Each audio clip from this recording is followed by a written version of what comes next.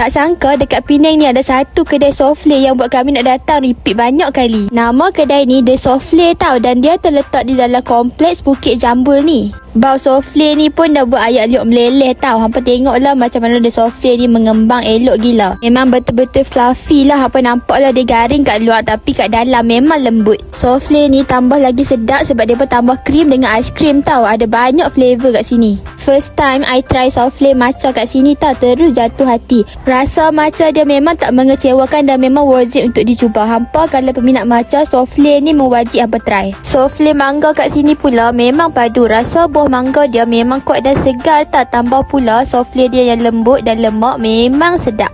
Hampa kalau tak makan buah boleh ambil souffle Oreo tau. Souffle Oreo ni betul-betul sedap. Dia rasa Oreo dia tu pekat tau. Kualiti rasa dia memang tak mengecewakan hampa lah. Kalau ada makanan mesti ada minuman juga kan.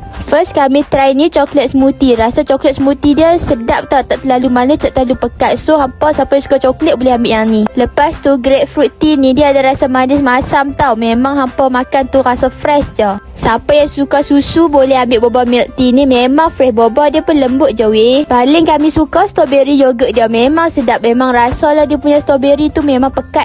Dorayaki pun ada tau hampa kat sini. Coklat dia memang pekat. Lepas tu aiskrim dia soft je. Rugi kalau hampa tak cuba tau. Jadi hampa orang Penang yang lepaskan peluang ni tau. Hampa kena mai cuba sendiri.